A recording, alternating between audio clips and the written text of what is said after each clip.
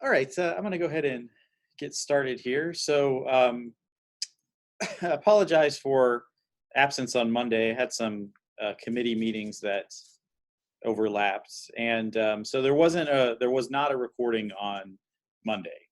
And what I'm going to do today is just go over where we are in the course and what we have coming up over the next couple of weeks.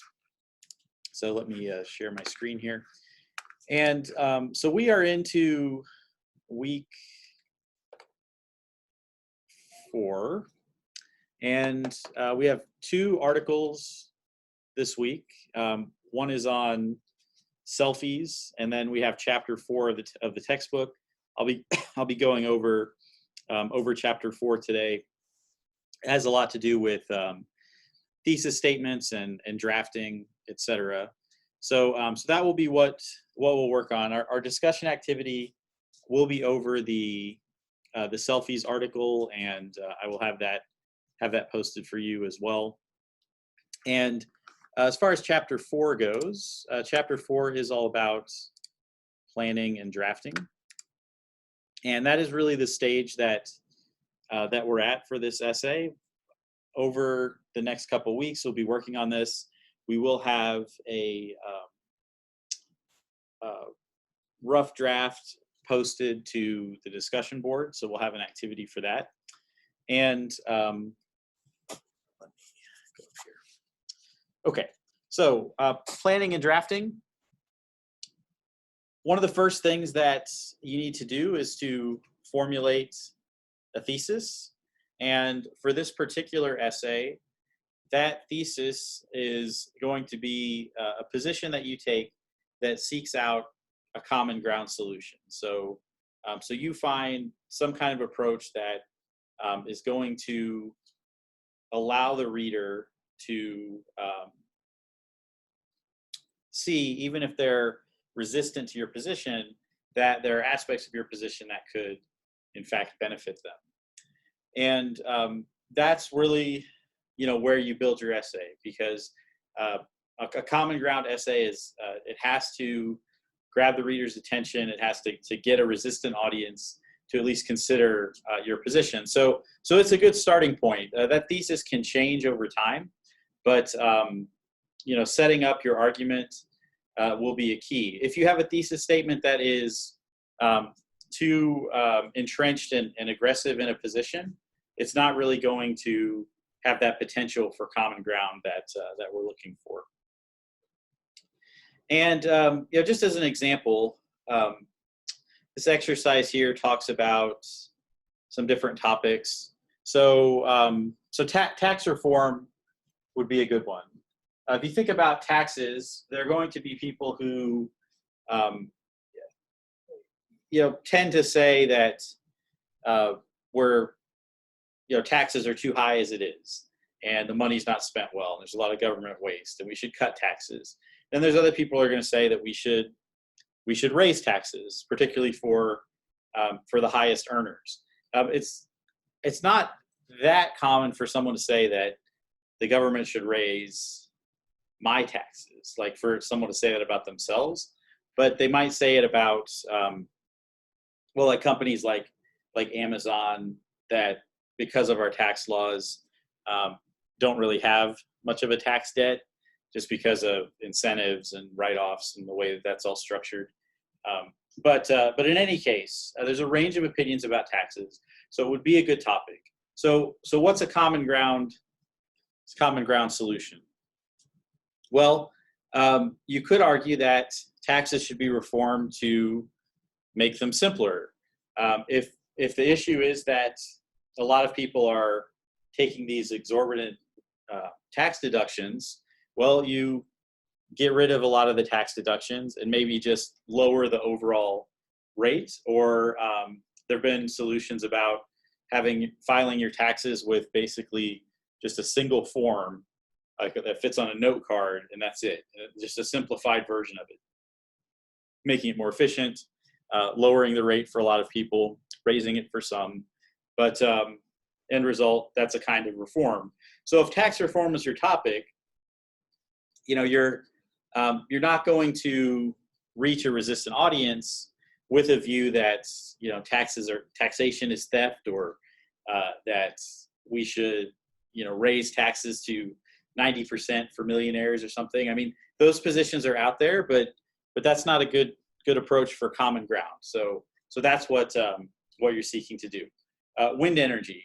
So there aren't a lot of people who are just completely anti-wind energy, but they would argue that it's not a feasible replacement for fossil fuels for a variety of reasons. So that wouldn't be maybe your direction, but that we should invest more in wind energy, or we should have a flexible approach to it, where areas that are really good for that are going to be developed more, and other areas will not, or wind turbines and ocean areas, or whatever. But you just find a solution that is going to reach a lot of people, even people who disagree with some basic aspects of it.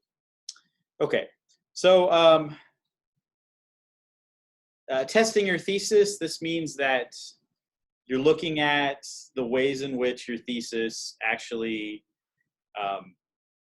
relates to these areas. Does my thesis mostly summarize my source? So you don't want a thesis that's just repeating one of your sources. You want something that is original, that brings in some new ideas.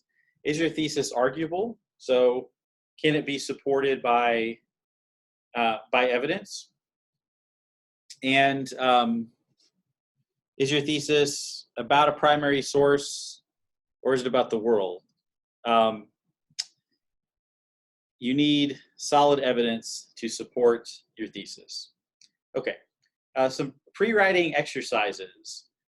There are a number of different pre-writing exercises that you can do, and I tend to not just force the issue, but introduce a number of approaches. And the first is free writing. In free writing, you're going to write for a set amount of time, like 5 minutes, 10 minutes, and you just write whatever comes to mind about the topic. This isn't quite like drafting, because you're not really thinking about writing a well-formed paragraph. You're just putting thoughts on paper. You go back, you reorganize it later, pull things from it. List making. List making, it's instead of writing it out in sentences, you just list aspects of a topic. So like for tax reform, I could do like income tax, sales tax, capital gains, just things that I know about the topic, different perspectives on it, and I just list them out, and then that's going to help guide my research. Clustering tends to deal with a major concept, and you branch out to a lot of smaller concepts. So this is a good approach to take if you're writing things on paper. Then you have questioning. Questioning just involves answering composing a bunch of questions about the topic that would need to be answered. Outlines. Outlines are going to take a topic and organize it structurally. So an outline has a little bit more structure to it. What are the sections of your essay? What are each of those sections going to cover? Those are typically done with Roman numerals. So, and I had a sample here of that. You start with a thesis, you break the topic down into different sections. Now, audience is a really crucial concept in a common ground essay, because your audience is not only people who agree with you, but people who disagree with you. And in particular, you're trying to reach out to them and offer some kind of perspective that will get them to at least listen to what it is that you have to say. So what can your approach be? in order to reach them, to address them. So that's something to consider. So some questions to ask about your audience. What does the audience need? What do they want? What do they value? What they value in particular is important. So if you are talking about tax reform, what is it that someone's going to value? They're going to value maybe fairness, or they might value things that those taxes pay for, like schools. So what is it that they actually are really caring about? And that's what you try to get at, instead of just thinking about what is their position on the issue. What are the underlying values that drive that position? And that's often the key to reaching common ground. So gun control is a good example. You're going to have people who are for strict gun control, people who have looser opinions on what that should be. And what do they both value? Well, they both value safety. They both value security. So if you go into it with that in mind, instead of just thinking that both sides are irresponsible, then you'll have a better chance of actually developing a common ground position. So you think about what it is that people want to see and why, and you try to reach that. Okay, so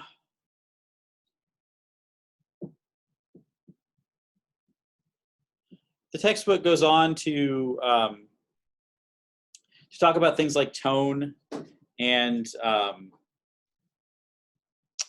just constantly questioning your drafts, reviewing your drafts. This is called a recursive process, meaning you're constantly circling back to various steps.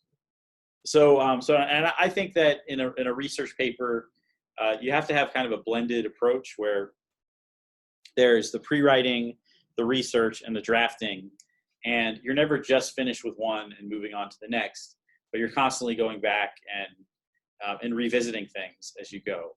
So I'm going to have an activity for us that is going to involve choosing among some of these pre-writing methods that I went over, like outlining, free writing, etc.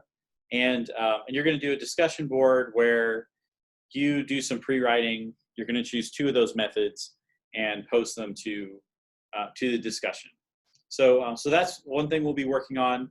There is a quiz over chapter 4 this week. There is a quiz over the article on selfies as well. So be sure to do those. And I will be jumping into the discussion board as well, seeing what you come up with, and we'll go from there. All right. So that is all for the recorded portion of today, and you can use the rest of the time to work on your discussions. Thank you.